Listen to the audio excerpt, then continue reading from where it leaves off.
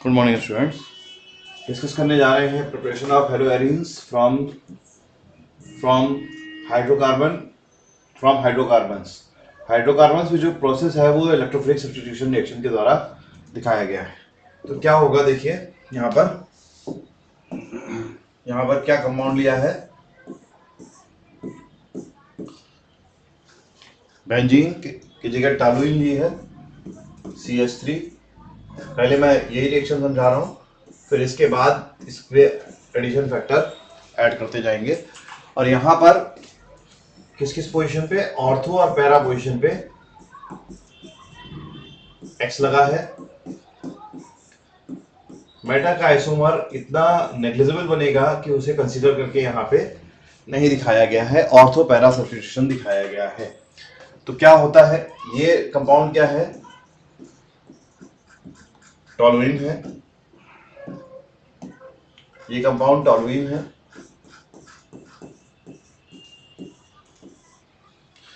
ठीक, अब टॉलुइन पे आप कैसे कर रहे हैं वर्किंग, टॉलुइन का कैरेक्टरिस्टिक क्या है, कैसे सोचना है। Toluene CH3 plus I effect लगाएगा plus hyper conjugation. Hyper conjugation कैसे,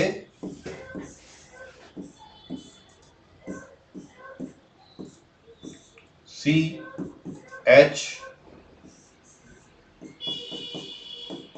H और H, ये यहाँ पे ब्रेक किया और ये यहाँ पे ब्रेक किया, तो इसका एक हाइपर कॉन्जुगेटिव स्ट्रक्चर ये तैयार हुआ।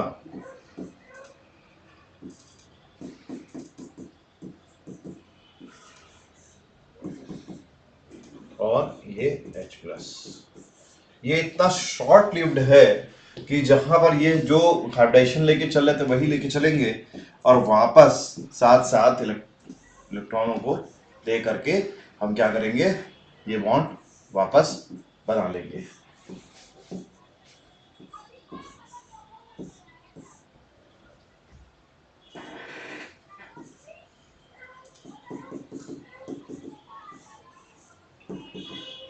हाइब्रिडाइजेशन चेंज नहीं करेंगे।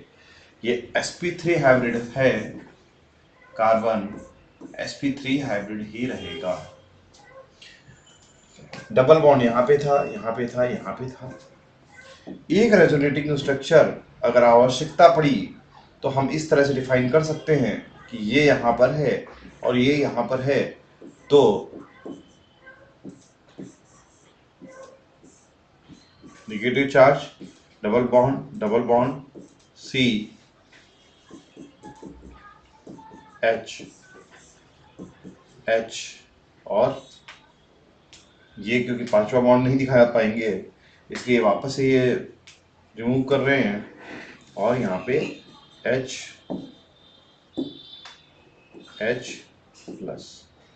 देखिए जब भी यहाँ पे है बॉन्ड नहीं बना रहा है H+ रिलीज होकर के कहीं जा नहीं रहा है, यहीं पर है और वो वापस से अपने इलेक्ट्रॉन, अब इससे हम अगर हाइपर कॉन्जुगेटिव स्ट्रक्चर को वापसी बनाना है तो ये यहाँ पर, ये यहाँ पर और ये यहाँ पर, इस तरह से हाइपर कॉन्जुगेटिव स्ट्रक्चर बन जाएंगे।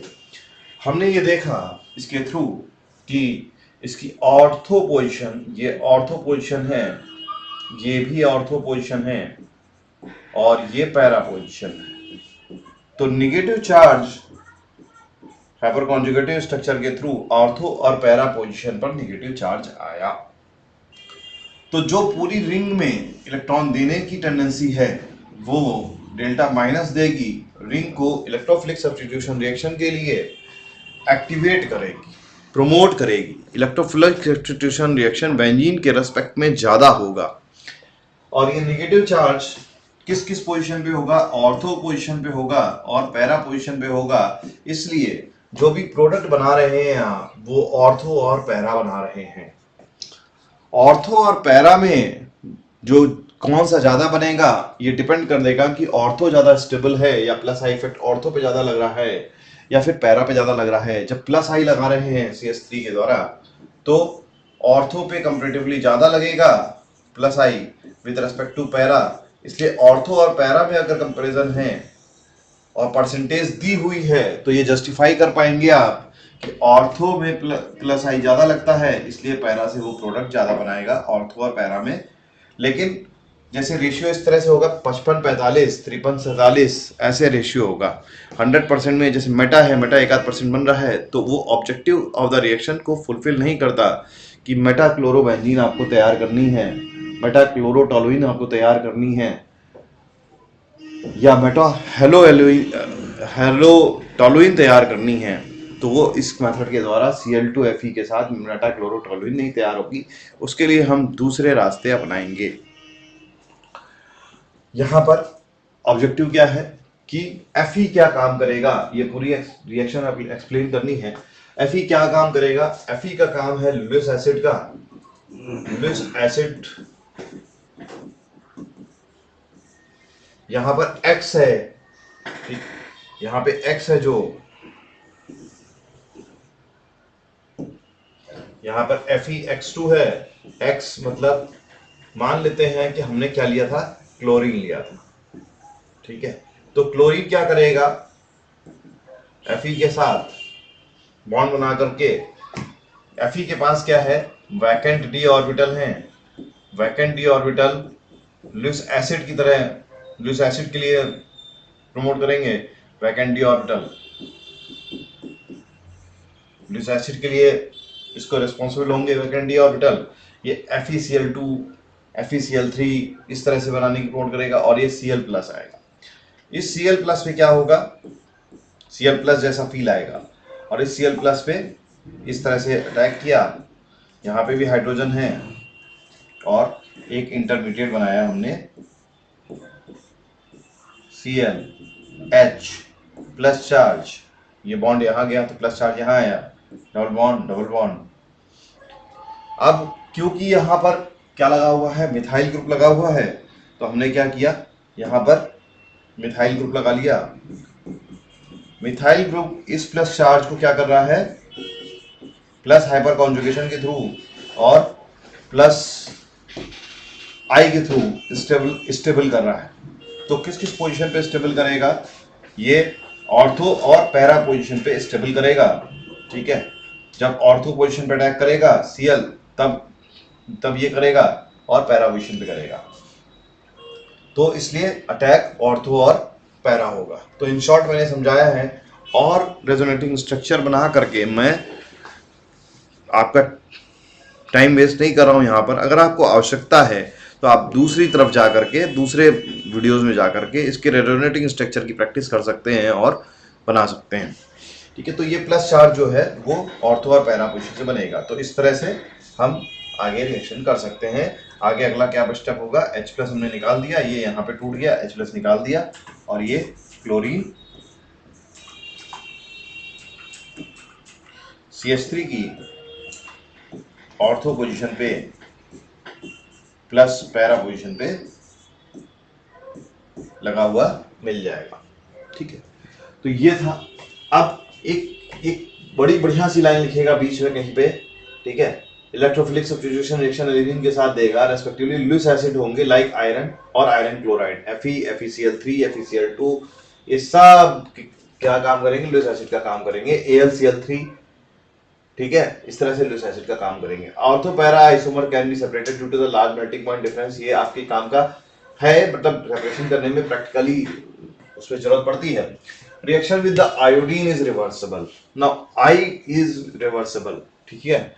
लेकिन रिएक्शंस होती हैं आयोडीन के साथ, रिएक्शंस होती हैं। रिएक्शन कैसे होगी आयोडीन के साथ, आई है, Fe के साथ रिएक्शन कराई, तो ये Fe इसमें गया और ये I प्लस डेल्टा प्लस जैसा चार्ज फील हुआ, और इसने यहाँ पर या I प्लस रिलीज ही हो गया और इस पर अटैक कर दिया, ठीक है।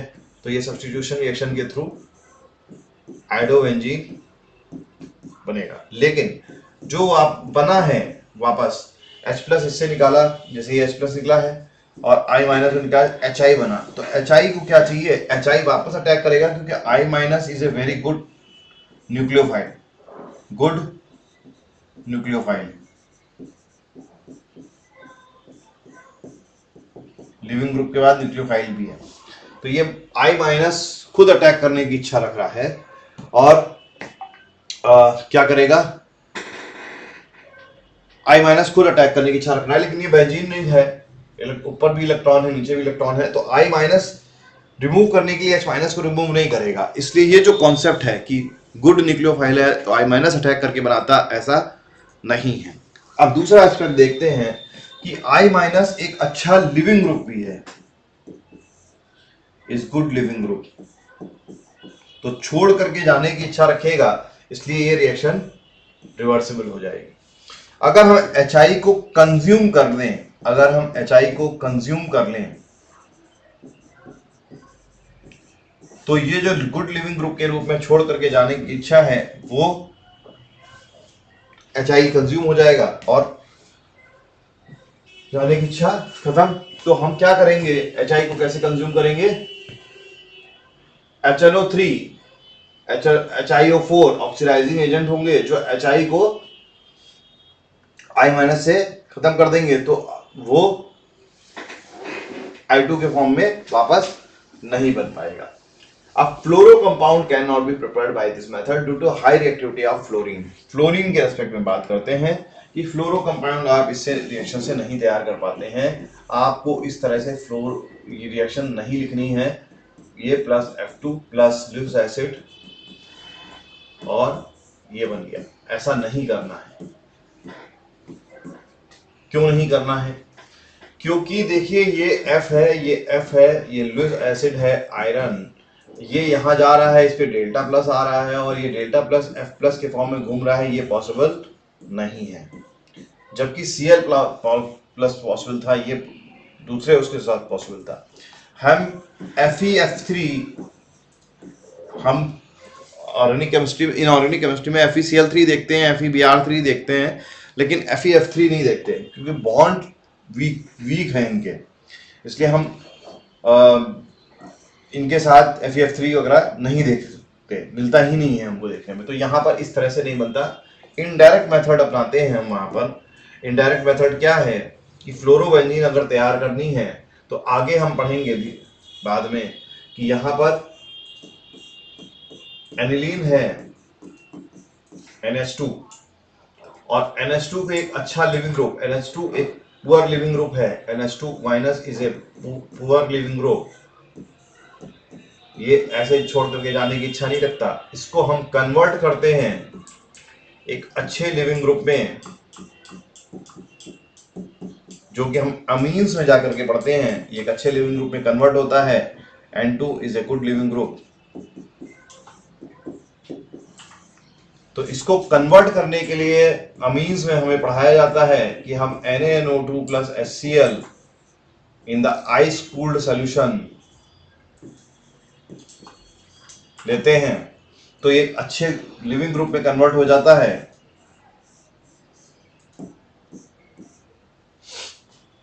और ये यहां पर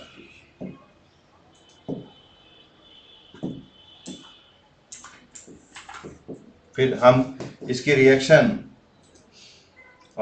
NaBF4 Na plus BF4 minus या BF4 माइनस से कराते हैं, जिसमें BF4 माइनस का स्ट्रक्चर क्या है, BF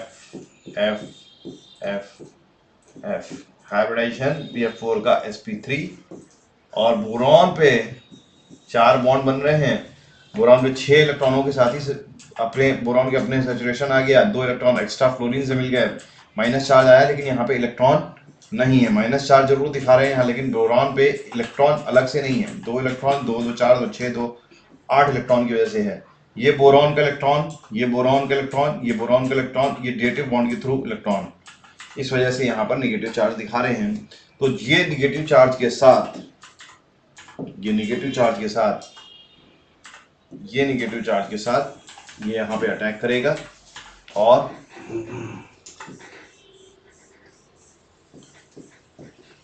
क्लोरीन करेगा। तो जैसे कि हमने एनिलीन में, ये रिएक्टर कंपाउंड है एनिलीन, जैसे कि हमने एनिलीन में NH2- से N2 अच्छे लिविंग ग्रुप में कन्वर्ट करके किया है, जो कि आपको chapter amines and it's derivative में पढ़ाया जाएगा, ठीक है। तो वहां पर ये रिएक्शन ज्यादा डिटेल में आप बेहतर तरीके से समझ पाएंगे। लेकिन यहां पर क्योंकि पॉइंट लिखा हुआ था और अगला ही पॉइंट एरोमेटिक अमीन के रूप में बताया गया है, तो हमने आपको बताया कि ये इस तरह से तैयार, अगर एनिलीन की जगह आप RNH2 ले लेते हैं, RNH2, तो वहां पर RF भी ऐसे ही तैयार होगा, सेम प्रोसेस होगा। NaNO2HCl से रिएक्शन कराएंगे,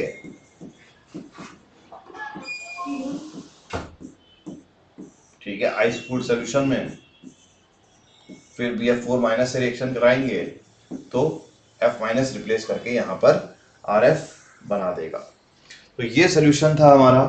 ये लिखा था fluoro compound is prepared can not be prepared by this reactor due to the high reactivity of fluorine. Fluorine F2 जो है यहाँ पर फ्रीडल क्राफ्ट एल्काइलेशन या लुईस एसिड की प्रेजेंस में इस तरह से इलेक्ट्रोफिलिक सब्स्टिट्यूशन रिएक्शन नहीं देता है, क्योंकि F+ नहीं दिखाई देगा आपको, हमेशा F-, क्योंकि वो सबसे ज्यादा इलेक्ट्रोनेगेटिव है। तो यहाँ इसके आगे से सेंडमेयर रिएक्शन है। सेंडमेयर रिएक्शन क्योंकि अमीन से हम डिस्कस करेंगे डिटेल में, तो वहां पर है, ये सेंडमेयर रिएक्शन का ही पार्ट है। I- यहाँ अटैक करेगा, N2 एक अच्छे लिविंग ग्रुप के रूप में निकल जाएगा, X- यहाँ अटैक करेगा, X- लग जाएगा। तो ये हम इसी पार्ट अमीन्स पार्ट में कवर करेंगे। अब ये right the product of the following reaction है। अगर इसके सोल्यूशन दिए हुए हैं, इसके एक्सप्लेनेशन चाहिए तो डिफरेंट वीडियोस में हैं। फिजिकल प्रॉपर्टीज में कवर नहीं कर रहा हूँ, रिएक्शंस ऊपर की कवर नहीं कर रहा हूँ, केवल और केवल हम प्रिपरेशन रिएक्शन में जो लैक है वो कवर कर रहे हैं, और chemical properties, chemical reactions cover कर रहे हैं। केमिकल रिएक्शंस डिटेल में पढ़ाई जाती हैं तो एक डिफरेंट सीरीज में कनेक्ट होगी। अभी हम सिर्फ प्रिपरेशन रिएक्शन कर रहे हैं, तो ये प्रिपरेशन रिएक्शन का पार्ट 2, पार्ट 3, पार्ट 4 इस तरह से बना करके आपको डिलीवर करते हैं हर एक प्रिपरेशन रिएक्शन, और आपको बेनिफिट देने की कोशिश प्रयास कर रहे हैं।